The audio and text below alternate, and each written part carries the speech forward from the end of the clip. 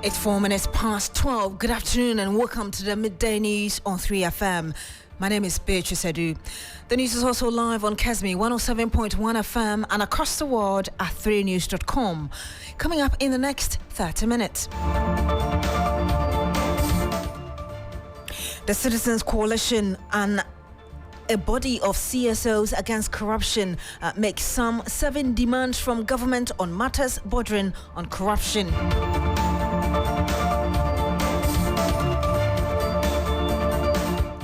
Also this afternoon, energy analysts warn of imminent fuel shortage in the country as tanker drivers' strike enters day 2.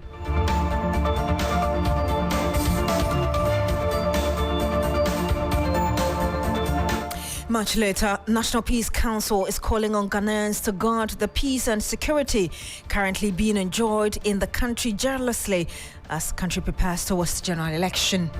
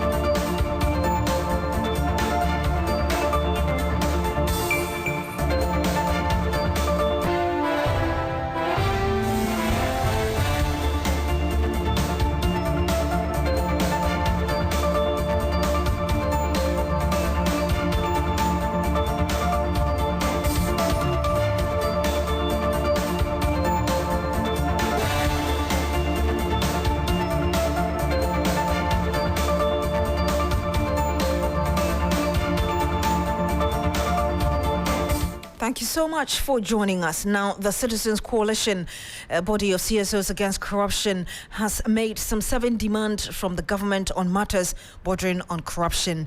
The demand, among others, include an immediate halt of the sale of stakes of hotels owned by SNIT to Rock City Hotel, withdrawal of the appointment of parliamentary aspirants to head SOEs, and a directive to Iyoko to investigate the Cecilia Dapar case.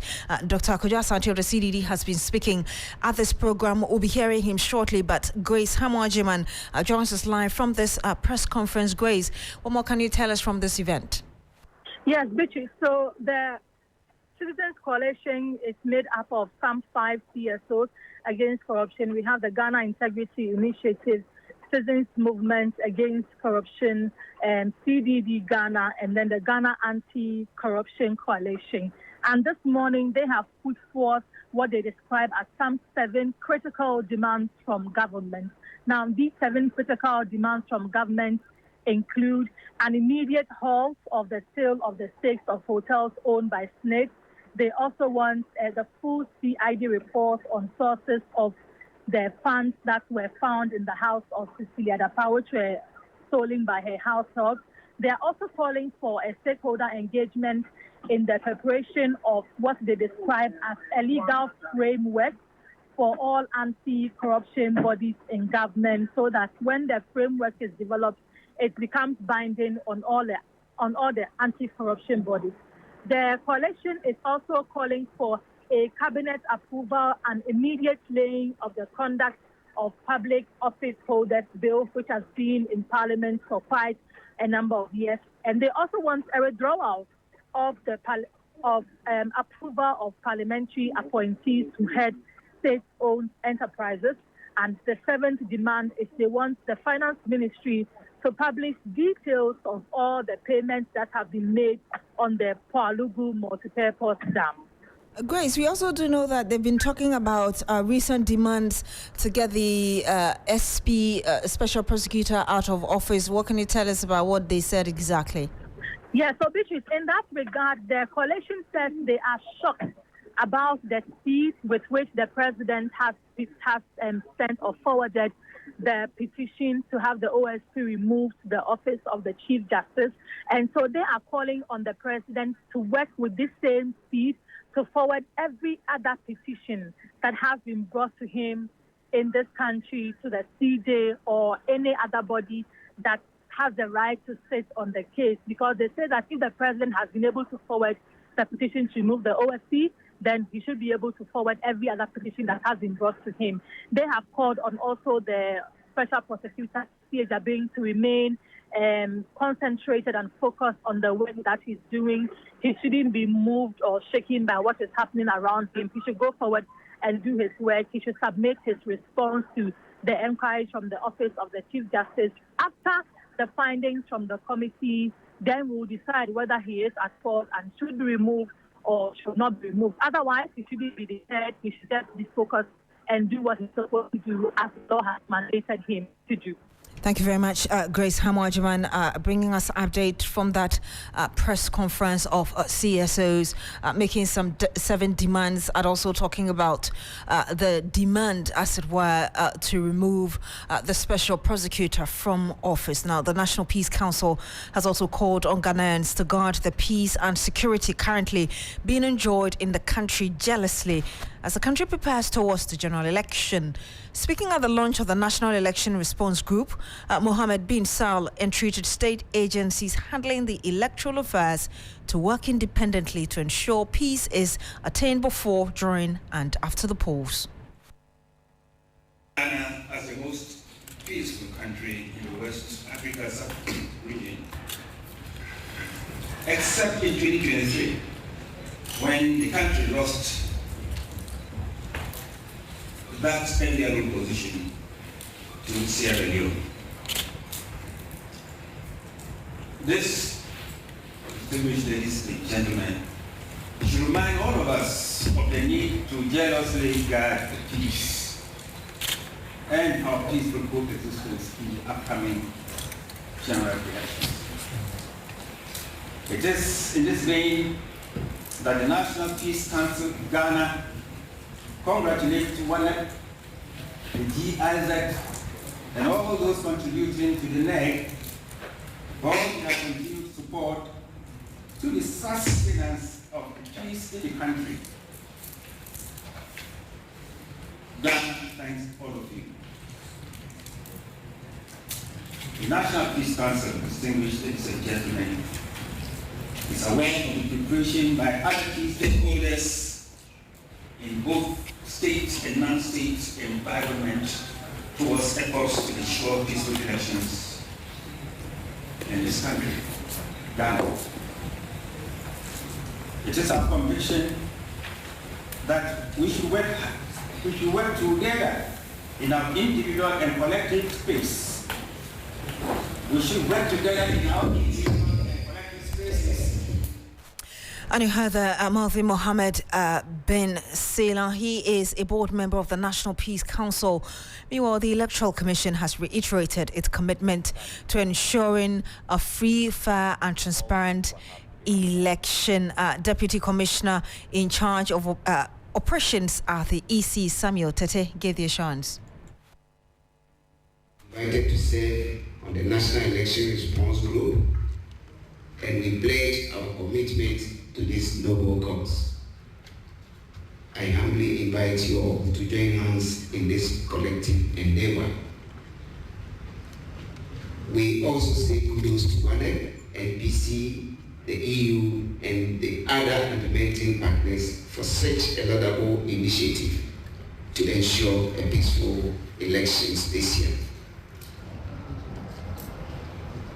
As an ENB responsible for the conduct of elections in the country, we on our part are prepared to deliver to the good people of Ghana a credible, free, fair and transparent elections come 2024 this year. Thank you very much.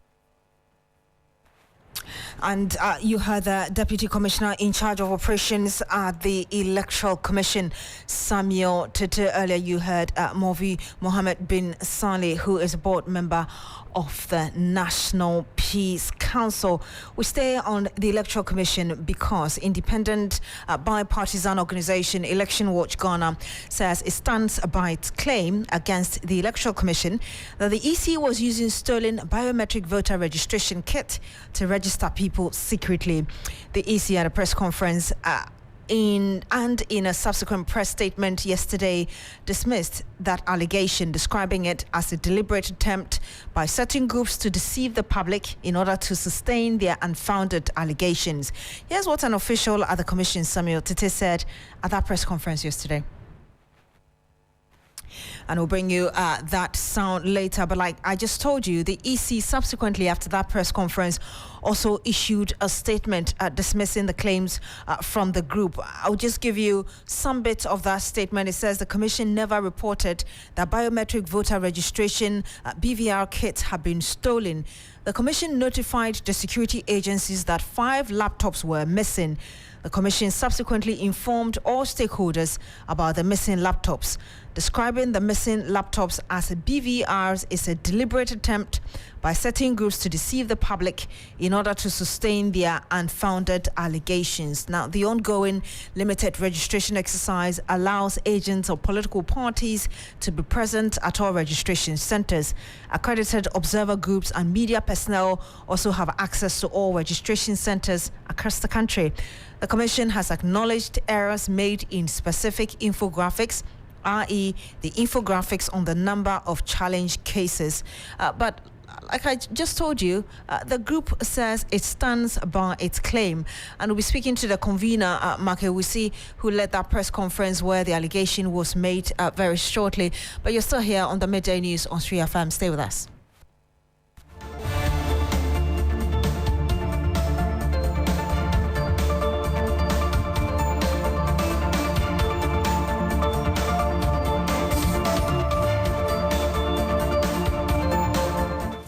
And you're still here on the Midday News on 3FM. Thank you so much for staying. We're joined by Makewusi, who is convener of that group I just told you about. That's independent bipartisan organization Election Watch Ghana. Good afternoon to you, sir. Thank you for joining us. Thank you for having me, Beatrice. The Electoral Commission, in its response, is indirectly saying that you lied to Ghanaians. Why are you insistent with your claims? Well, let me say a good afternoon to you and your choice listeners. I think that the Electoral Commission's response yesterday is also a blatant lie, and they are lying between their teeth to the good people of Ghana. Initially, when these issues came up about the verification machines, they denied, but today they are claiming that it is computers that are gotten missing. Now, our claim to the Electoral Commission is that the missing BVRs have landed in the hands of some unscrupulous persons who are using the machines to do registration. And the Commission is claiming we are lying. Mr. Awusi, do you know where the BVRs, as you claim, are? Because the EC says they are computers because the BVR is a set. And I'm sure if you read that statement, it gave details of the sets that makes up a BVR. And it says there are 5 laptops. And they had the equipment, and they are telling you those are the things that are missing. You're saying that that is not true. The computer is the heartbeat of the BVR. Any other components attached to the BVR equipment can be procured. The computer also has the application on it, but the printer and the scanner does not have any application. And so the Electoral Commission's position is untrue. But you also recall that the EC said that the 5 missing computers did not have data. Well, it did not have data. At the end of every day, they bring the life of the computer to an end, and the following day, they start inputting data. So would they want to defend themselves that because it doesn't have data, the following day, it cannot contain any data? What do you intend to do beyond your claim, especially when the EC is dismissing it? Well, we have written to the RTI Commission seeking for explanation to the exemptions the Commission is giving because we requested from the Commission to give us serial numbers. If we had gotten the serial numbers, it would have aided us to track all the machines that were being used for the registration. Currently, the Commission is giving us out figures that are different from that of the political party. And immediately requesting them, they said this is just an error, which they corrected. How can an error be of about 6,000 plus, and we claim it is okay? the commission must come back to apologize to the good people of Ghana that they have misled us and that their lies have been exposed by elections with Ghana. We will not sit aloof to look at the Electoral Commission, concoct figures using the BVR machines that are missing. And today, the commission cannot tell us where exactly the computers are under their watch and under a locked storeroom with CCTV camera, with policemen and national security men guarding it. It can just get missing. And the commission cannot explain to us why and where they are. I mean, let's not be joking. I'm sure you're aware that the Electoral Commission feels very strongly about your claims. Are you prepared to face the EC in court because it feels you're just throwing dust into the eyes of Ghanaians? Maybe you are claiming I'm throwing that. I have indicated and have pointed to you that the BVR machines that they claim are missing are not missing. And it is for such reason their infographics they're putting out does not correspond to that of the political party. If after day 3, you are giving us about 26,000. When the political parties have 19,000, we ask, the difference of 6,000 plus, where is it coming from? Is it not coming from the missing BVRs? Can the Electoral Commission defend this?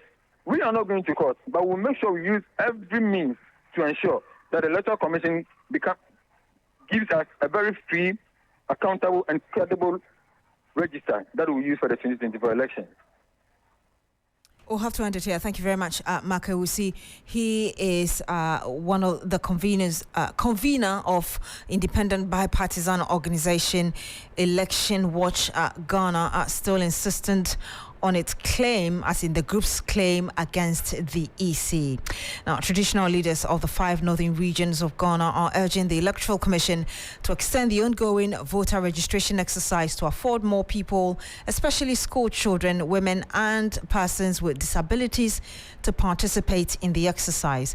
The traditional rulers say that the 21 days designated for the exercise is not enough, considering the myriad of challenges encountered in the early stages of the registration. Christopher Amwako has been following the story for us. He joins us live on the line. Chris, 15 days into this exercise already. Tell us more about why this demand has become necessary. Yes, so Beatrice, according to these traditional authorities, that when the exercise began, day 1 to day 5 of the exercise, there were some complaints about breakdown of machines of the EC. There were also concerns about network challenges, power outages, and which actually affected the smooth running of the exercise in the early stages. And so they believe that majority of people are yet to go through the exercise. And so with 5 more days to go, they do not think that most of the people will be captured, especially students who were granted some 4 days to come and register. Most of them did not get the opportunity to register, and so they've gone back to school. So if the EC extend these days, the schools will also give some grace period for the students to go and register. Christopher, we know traditional authorities in the northern regions have also made some recommendations beyond what you've said. What more can you tell us about that? Yes, so basically their recommendations are that 1, EC should extend the days of the registration. 2, EC should do a lot of advocacy, especially when it comes to the mobile registration centers, because these centers are moved to areas unannounced.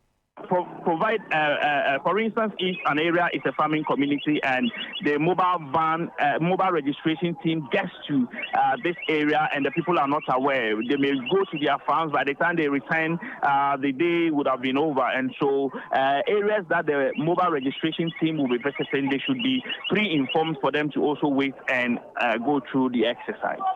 Thank you very much, Christopher Amwako, reporting live from the northern region. We'll bring you some more on politics, but before that, a Deputy Minister for Food and Agriculture, Beatrice Adu, says the government has implemented measures to ensure a reduction in food prices in the short, medium and long term.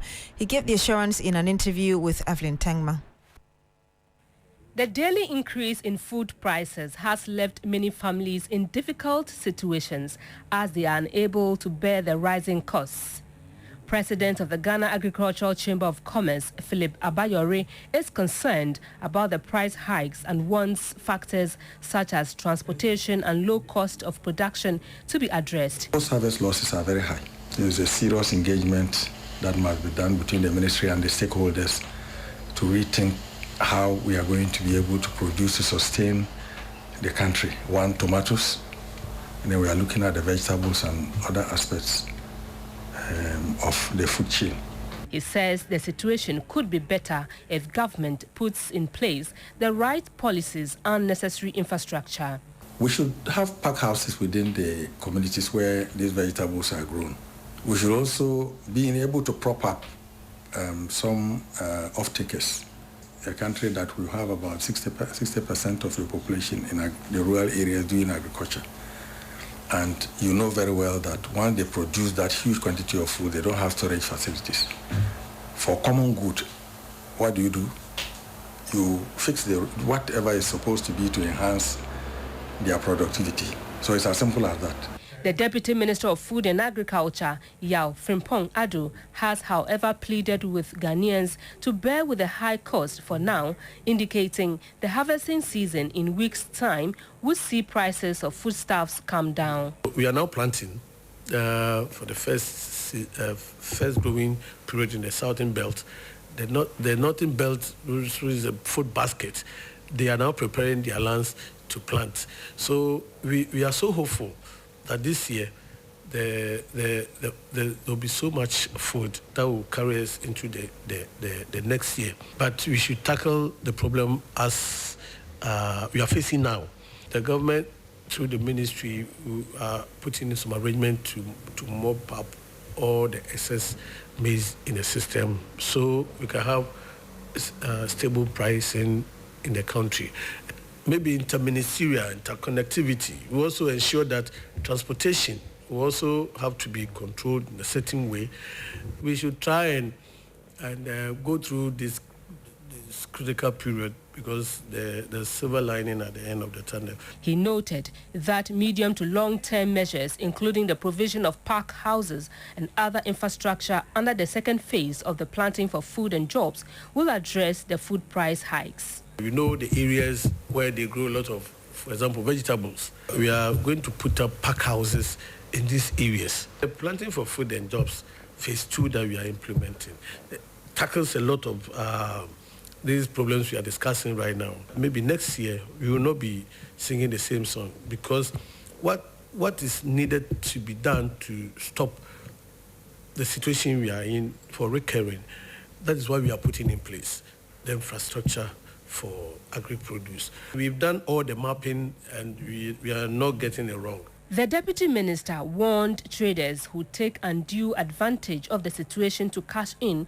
to desist from such practice. You heard Evelyn Tingma with that report. Now, the NDC in Pusiga is raising some concerns about the ongoing registration by the National Identification Authority.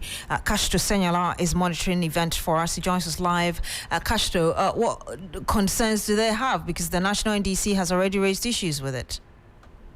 Right, Beatrice. So the NDC says that a lot of things are happening within the constituency that may be sort of dent the image of the EC, that is the Electoral Commission, and make the electoral process not be as clean as they want it to be. Firstly, the NDC says that the MPP in the constituency is busy bashing people to the retreat centers within the constituency and helping them to register so that they are able to, to be able to participate in the December elections. They're also saying that the EC, instead of the NIA, is assisting the MPP and giving it undue advantage because, according to them, the foreigners that are being passed into the country and to these the registration centers, the NIA, for instance, is helping to issue Ghana cards to them. The Electoral Commission on the other side, too, according to the NDC, is also issuing fake identification numbers for these foreigners, all in a bid to give the ruling party an advantage. And the NDC is condemning the the alleged actions of the MPP vehemently and calling for the state institutions, particularly the NIA and the EC, to go by their rules and ensure that the electoral process is sanitized. Thank you very much, Kashito Senyala, bringing us that report from the Upper East region. Now, energy analysts are predicting an imminent shortage of fuel in the country if striking tanker drivers don't call off their industrial action soon. Members of the Ghana National Petroleum Tanker Drivers Union commenced an indefinite strike, sit-down strike, on Tuesday, that's yesterday, May 21, over poor conditions of service. The drivers are demanding better remuneration for their services. Already, the Association of Oil Marketing Companies has warned that the strike could lead to fuel shortage if the impasse is not resolved immediately. And we'll bring you more of this plus some analysis in our subsequent bulletins.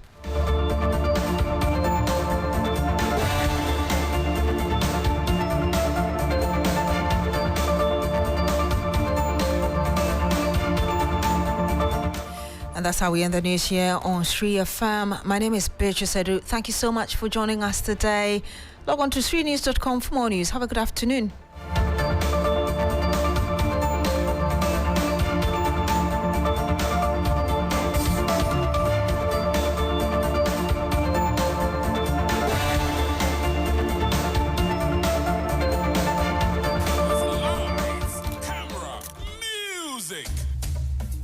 The stage is set, the stars are ready, and Ghana's biggest night is here! The 25th Telecel Ghana Music Awards Night happening live on Saturday, 1st June at the Grand Arena from 7 p.m. Be part of the extravaganza of rhythm, sheer talent, and high fashion, plus all the drama of who wins what. 170 nominees, 30 awards, plus 18 superstars, all performing live. You can't miss this. Book your tickets now. Starting for 500 Ghana cedis on *713*33*25# or call our hotline on 0501-288-520. The 25th Telecel Ghana Music Awards, powered by Chatterhouse, supported by Guinness, Captain Morgan, Close Up, British Council, TV3, 3FM, and sponsored by Telecel, connecting energies. Celebration.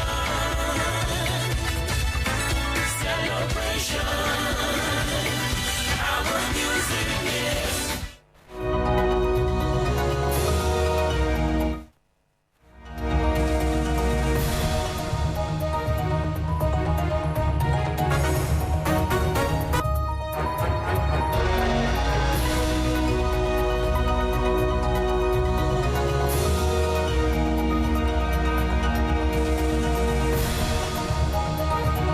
Hello, good afternoon. It's time now for Business Daily. Coming up, fintech companies urged to collaborate and build trust to facilitate global financial inclusion in Ghana.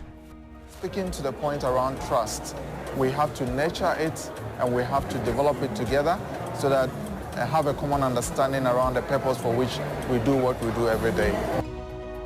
Also, high cost of doing business exacerbates impact of cedi depreciation on businesses operating in the country. We want to create funds that will look at environmental issues like green fund, solar, and all those kind of things that people who are concerned about things that are destroying the environment will want to invest money in that.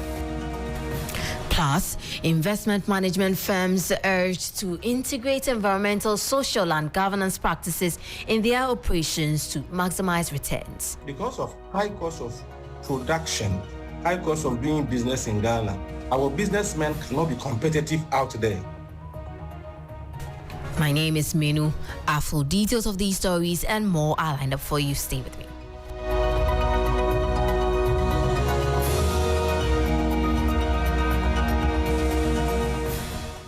We'll begin with Chief Executive of MTN Mobile Money Limited, Shaibu Haruna, who is urging players within the fintech space to help build trust among users.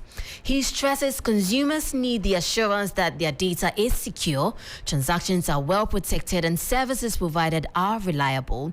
He believes trust in the fintech space will help promote and facilitate financial inclusion as a sustainable development goal. We're talking at the very core of what makes our industry tick and fast. For us, we consider ourselves as a platform player, and at the very core and the very construct of financial technology is the need for collaboration and partnership. And at the center of this is the element of building sustainable businesses, but also delivering the very purpose of financial inclusion across our markets in Africa. And speaking to the point around trust, we have to nurture it and we have to develop it together so that the banks, as well as the fintech community, as well as us as mobile money operators, have a common understanding around the purpose for which we do what we do every day. You heard the voice of Chief Executive of MTN Mobile Money Limited, Shaibu Haruna there. Now, economist Ebu Bachman is worried managers of the Ghanaian economy have not done much to reduce the high cost of doing business in the country. He argues that the cedi depreciation could have been an incentive for businesses in the country to export more, but they're not globally competitive due to high overhead costs. The Ghana cedi has performed badly against major trading currencies with a current rate between 14 cedis, 80 pesos and 15 cedis. Yeah. Generally, when there's depreciation of a country's currency, there could be positive impact on the balance of payment of the country, because depreciation would increase your export earnings and also reduce your import expenditure. If you look at the cost of doing business in Ghana, particularly in respect of interest rates, I mean, if you compare Ghana's interest rate with others, the surrounding countries, and today locally we have Africa Continental Free Trade Area, we are supposed to take advantage of that after. But the point is that because of high cost of production, high cost of doing business in Ghana, our businessmen cannot be competitive out there. And so what it means is that even though there could be demand for your goods and services as a result, because of high cost of production, you cannot meet the demand, because then you can be competed out easily of the market by economies that offer lower interest rate to their exporters. So, Well, Ebu Bachman is economist who was expressing worry over the current free fall of the cedi. Meanwhile, Professor Lord Mensah of the University of Ghana Business School is urging government to strategize to localize some of the imports into the country through import substitution to slow the rate of the rapid depreciation of the cedi. Speaking on Business Focus, he noted as debts are being paid with less production due to high costs, there will be a negative effect on balance of payments. Look at balance of payment, I mean, you have to break it down. You're looking at the current account, which has to do with our exports, net of, import. Of course, it will cost you more to export. That is the... Details of this story will be available in our subsequent bulletin. Away from that, amid growing concerns about sustainability and ethical investment, leading voices in the financial sector are calling on investment management firms to integrate environmental, social, and governance practices into their operations. This push reflects an increasing recognition that ESG factors are critical for long-term financial performance and risk management, as well as for addressing global challenges like climate change and social inequality. Speaking at the launch of his outfit's 10 years anniversary, Chief Executive of Eco Capital Investment Management Limited, Dela Agbo, said this approach can enhance returns for clients. Whether we like it or not. Because there are a lot of investors now, that is the criteria that they look at in order to even do the investment. Ghana, currently, we are not big on that yet, but it's going to happen. And if we want to attract foreign investors that are looking at that, we need to position ourselves as such. We want to create funds that will focus on the environment. We want to create funds that will focus on the society, the social aspect. So we are currently working on a fund that is going to focus on impacts fund. So look at specific funds that will impact specific societies, specific needs. We want to create funds that will look at environmental issues like green fund, solar, and all those kind of things that people who are concerned about things that are destroying the environment will want to invest money in that.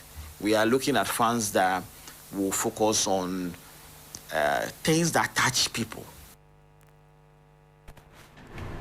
That was Chief Executive of Eco Capital Investment Management Limited, Dela Agbo. Meanwhile, founded in 2014, Eco Capital has grown to become a trusted name in investment management. Board Chair Reverend Cornelius Avu GV said the firm was not spared the impact of the recent turbulence within the financial sector, including the domestic debt exchange program. Our past has not been without challenges. We have navigated financial cleanup, debt restructuring, market volatility, and I adapted to regulatory challenges or changes and embraced technological advancements. Through it all, resilience and strategic vision have enabled us to thrive, deepen our ESG integration, and leverage digital innovation to enhance our services.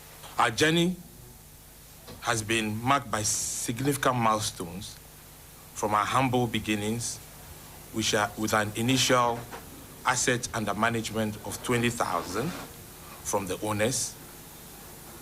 And from that period to now, we manage assets over millions of Ghana cedi.